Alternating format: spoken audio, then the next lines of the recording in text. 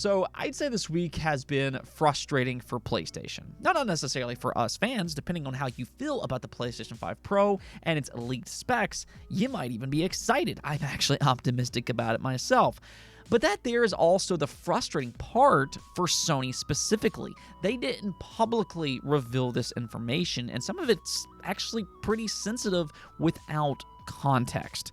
That context is very important, and what seemingly happened here is that all of this information leaked from a third-party developer after it was privately shared, and reportedly after the leak, Sony is very upset over this situation. So we will get into all of that today because I think it's also important for fans to understand as well.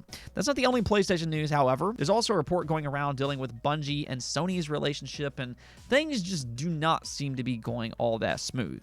And I mean, Sony paid a lot of money from Bungie. It's one of the biggest gaming acquisitions ever, but the more that we hear about this studio, it just feels like there's trouble brewing behind the scenes. Let's just go and get right to our first topic, though, and we'll start off today with Dragon's Dogma 2. It'll be out in just a couple days on March 22nd. I know a lot of you are very excited about this game, and well, according to critics, this game is every bit as good as it looks. I mean, from all the gameplay that we've seen, it truly does look very impressive in terms of its gameplay, the enemy AI, and just the world itself. So now we're all just kind of hoping that it will be as good as it looks, and well, its reviews are rolling out now, and it currently sits at an 87 overall score on Metacritic with 54 reviews. And then it also has an 89 with 84 reviews on OpenCritic. So yeah, I mean, I've said this before, and I'll just go ahead and say it again here. When you look at Capcom, they've legitimately been one of the best gaming companies for a very long time. They have been on a tear with hit game after hit game, but I feel like Dragon's Dogma 2 is also just a little bit different because what kind of makes this game special for them is that it could potentially give Capcom another major franchise to work with in the future. I mean, the first game was already good, but it was kind of an overlooked RPG.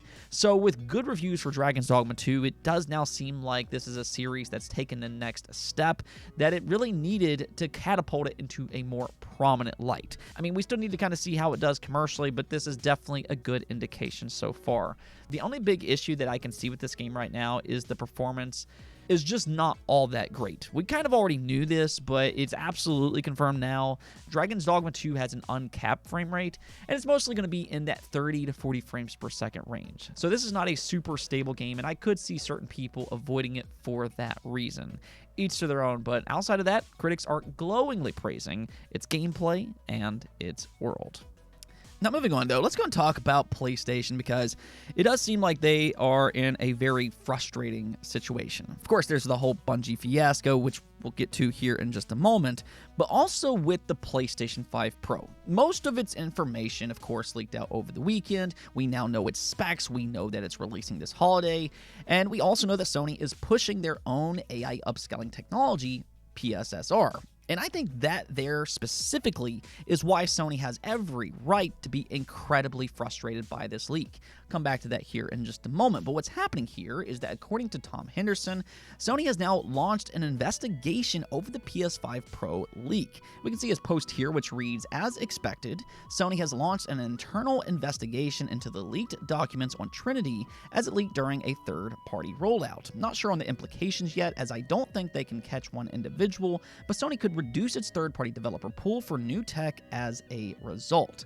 Now, what's kind of interesting about this outcome is that early in the year, there was a rumor that claimed Sony was expecting the PS5 Pro specs to leak early because of this very situation. They knew that once this information gets to those third parties, leaks were bound to happen, and that's exactly how it played out. So it's not like they were, blindsided by this leak or anything like that, but I think that's really sad in its own right. The fact that Sony knew they could not trust these third-party developers kind of tells you everything that you need to know about the situation. Like, honestly, if you haven't noticed, leaks have gotten out of control in the game industry. We hear about them constantly, and while leaks, for us fans can be very exciting at times, we can speculate on information, and that's always a lot of fun.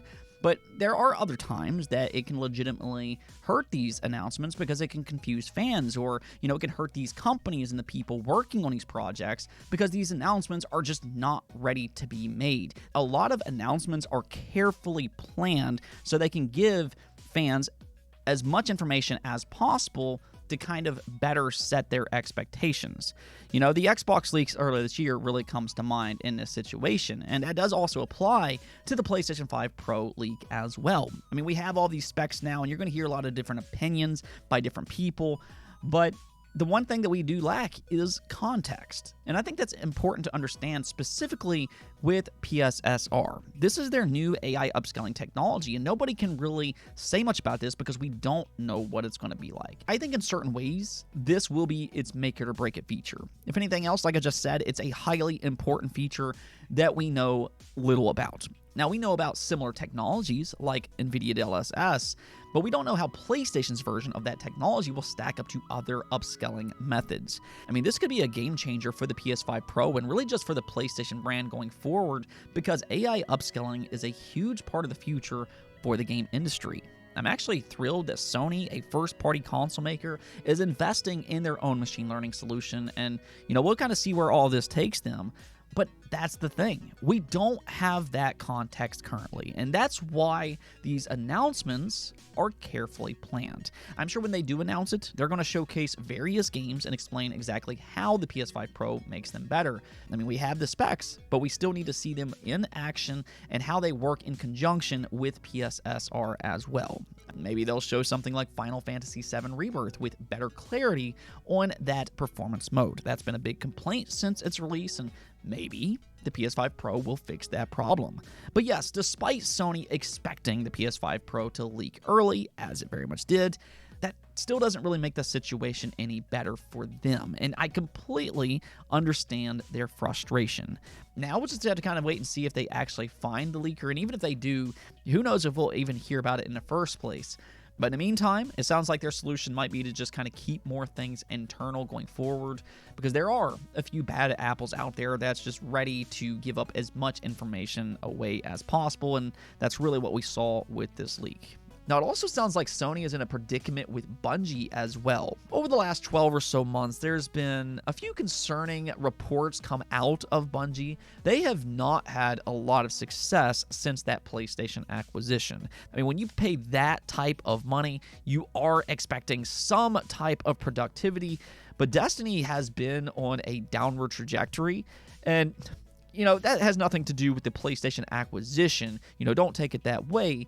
But it has created a fearful atmosphere within Bungie. We've now heard on several occasions that some of the employees are concerned that Sony will take over their independence if the next Destiny expansion fails or has little success. There's also concerns that there will be more job cuts after the final shape releases, and that was revealed in a new report by IGN. They did some of their own investigating, and they discovered that their new upcoming live service game, Marathon, received a major shakeup this past year. Actually, shortly after its announcement, it seems, and that is one part of this that's kind of strange to me.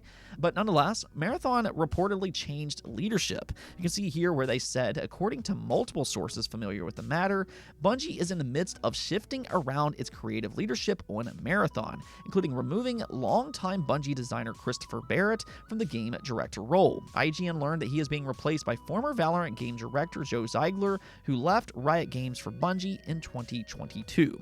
Now, it's one thing if this was just a simple change of leadership and everything else just kind of continued as planned. But that's not what happened in this situation. Instead, under Ziegler, they have changed a very fundamental component of Marathon. It reportedly was originally planned to have customizable characters, but under Ziegler, he actually moved away from that in favor of a selectable cast of heroes, similar to games like Rainbow Six Siege, Overwatch, or the previous game that he actually worked on, being Valorant. So it does kind of seem like he's injecting some of his past expertise into Marathon. But this is a pretty big change, all things considered, and we'll just have to kind of wait and see how all that pans out. Allegedly, though, they are pushing for a 2026 release, and that's more or less because they want it to be out apparently before their senior leadership is expected to leave, because that's when their final payouts from the acquisition takes place. Yeah, so more or less, they want to release Marathon by then, and then let whoever takes over worry about its sustainability. Personally, that sounds a little concerning to me, and that was really the gist of this entire article. It just sounds like there's so many issues within Bungie. Apparently, they did cancel a new IP that they were working on. They actually canceled it back in 2020, brought it back, and then canceled it again. But then they also have another new IP in development, but it's kind of in limbo right now. So, I mean, who knows what will happen with that game. Like I said, it just feels like Bungie is kind of a mess right now. And here's my take on all this. I don't think PlayStation is the problem here. Yeah, their issues has been very public since the acquisition, but it honestly kind of feels like Sony almost got bamboozled to a degree. It always felt like they overpaid for the Bungie acquisition, but regardless of price, you still don't expect to have this type of mess on your hands. And I think that we need to stop making excuses for Bungie. They have a very weird history under a number of publishers by this point. I mean, you have to realize that this is a studio that was owned by Xbox, and then they somehow left. Then they were with Activision, and then they left again. And now they're with Sony, and we're already seeing signs that the two kind of regrets the acquisition. Maybe it's Bungie that's the true problem here. I mean, we keep hearing all the rumors that Sony might take over Bungie and that there's a lot riding on the next Destiny 2 expansion, but maybe that's actually what's needed over at Bungie, because it doesn't really seem like things are going smooth under their current trajectory. Their business is going up in flames because they're not making the right decisions. And if Sony has to step in and fix that, I mean, they paid billions of dollars for this acquisition. That might be something that they need to do. Now, who knows? Maybe Bungie will get things turned around before it gets to that point. But this is really just a bizarre situation, just considering the dynamic between Sony and Bungie and just really that high price that Sony paid for Bungie. I want to hear y'all's thoughts on this, though. Do you think Sony should step in and take over Bungie if that next expansion doesn't have a lot of success? What do you think they should do? Let me hear it in the comments below. Now, one last thing I want to talk about is the future of Metal Gear Solid. I absolutely adore the series, and last year, Konami did release a collection of Metal Gear games, and it was titled Volume 1. This includes Metal Gear Solid 1, 2, and 3, and it's not necessarily a perfect collection. I feel like they could have done more for it, but it is still 3 fantastic games compiled into a singular modern package. What's even more exciting about all this, though, is really the title itself. Metal Gear Solid Collection Volume 1. And that kind of indicates that there are plans for a Volume 2. In fact, Placeholder Buttons was discovered last year on their website, which revealed Metal Gear Solid 4, Peace Walker, and Metal Gear Solid 5 might be in the second volume. Now, that to me would be massive news. I've said this before, and I'll go ahead and say it again. I know Metal Gear Solid 3 is the fan favorite. But to me, Metal Gear Solid 4 is my favorite game in the series, and I think it's just so sad that so many people missed out on this masterpiece. It is still locked away on the PlayStation 3 and that cell processor, and what makes it even worse is that the PS3 is Sony's worst-selling home console. So I genuinely hope it gets revived and comes to a broader audience. But as of right now, Konami is playing coy. During an official Konami Q&A this week, they were asked about Volume 2 and what it will include, and they simply responded and said that they haven't decided yet. See, I already know people are going to look at that a little too closely because personally, I really wouldn't look too far into this comment. I'm not really sure what people expect to happen during these Q&As, but as I said earlier in this video, announcements are carefully planned, and they're not going to announce this type of stuff at a Q&A. Instead, what you should expect to happen at these Q&As is for them to give those typical PR statements and dance around questions, and that's kind of how I take this situation. So yes, there's going to be reports about this response, but I imagine Konami has an inkling of what they want to do with Volume 2. Though I would like to hear from you all. If you had to pick 3 games from the Metal Gear Solid series, which ones would you like to see the most in Volume 2? Anyways, though, that's going to be it for this episode. Again, let me hear your thoughts on those PlayStation leaks, but until next time, peace out.